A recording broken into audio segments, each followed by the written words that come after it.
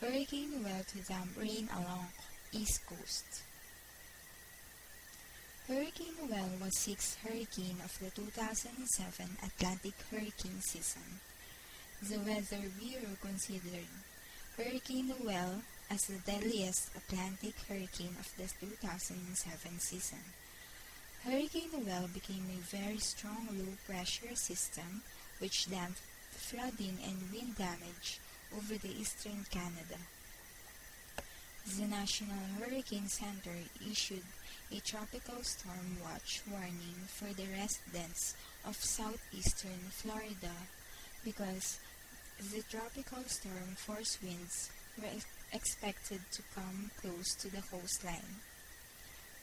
Coastal flood warnings, high surf advisories, and high wind warnings were issued for the awareness of the residents near the coastline of North Carolina and South Carolina.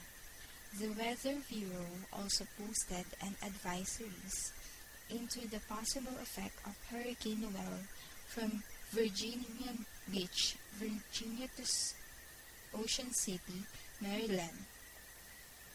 A coastal flooding warnings were issued for the different parts of the New York that are possible to cause flooding, including Long Island.